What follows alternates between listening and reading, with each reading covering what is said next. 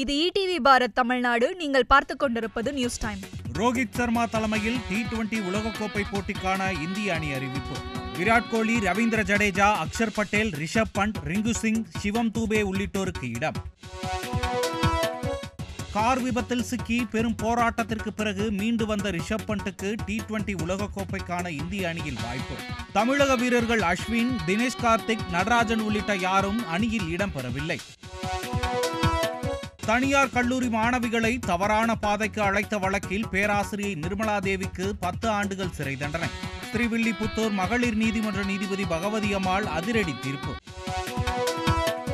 உழைக்கும் தொழிலாளர்கள் குடும்பங்கள் கல்வி, பொருளாதார நிலையில் உயர்ந்த உன்னத நிலை பெற வேண்டும் என முதலமைச்சர் மு.க. ஸ்டாலின் மே தின வாழ்த்து. பாமக நிறுவனர் ராமதாஸ், மதிமுக பொதுச் செயலாளர் வைகோ உள்ளிட்ட தலைவர்களும் வாழ்த்து.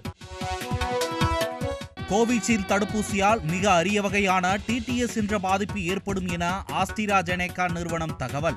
TTS பாதிப்பால் இரத்த உறைதல் ஏற்படுவதுடன் மனிதர்களின் இரத்தத்தில் இரத்த தட்டுக்கள் எண்ணிக்கை குறையும் எனவும் அதிர்ச்சி தகவல்.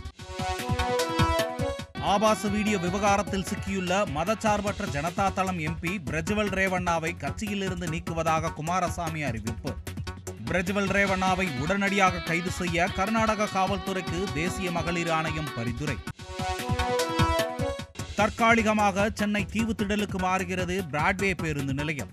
9 மாடிகளுடன் ஒருங்கிணைந்த போக்குவரத்து முனையம் அமைக்கும் பணிக்காக பேருந்து நிலையம் இடமாற்றம் செய்யப்பட உள்ளதாக தகவல்.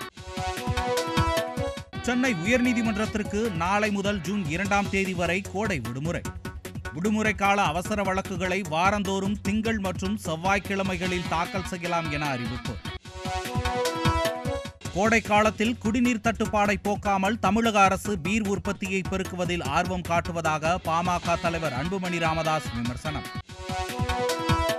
சட்டவிரோத பணப்பரிமாற்ற வழக்கில் சிறையில் உள்ள முன்னாள் அமைச்சர் செந்தில் பாலாஜியின் நீதிமன்ற காவல் 36வது முறையாக நீட்டிப்பு. செந்தில் பாலாஜியின் நீதிமன்ற காவலை ஜூன் 4ஆம் தேதி வரை நீட்டித்து சென்னை மாவட்ட முதன்மை அமர்வு நீதிமன்ற நீதிபதி அள்ளி உத்தரவு. நாளை முதல் வட தமிழகத்தில் உள் மாவட்டங்களின் ஓரிரு இடங்களில் வெப்ப அலை வீசக்கூடும் என சென்னை வானிலை ஆய்வு மையம் தகவல். இதுபோன்ற செய்திகளை உடனுக்குடன் தெரிந்து கொள்ள இணைந்திருங்கள் ஈடிவி பாரத் தமிழ்நாடுடன்.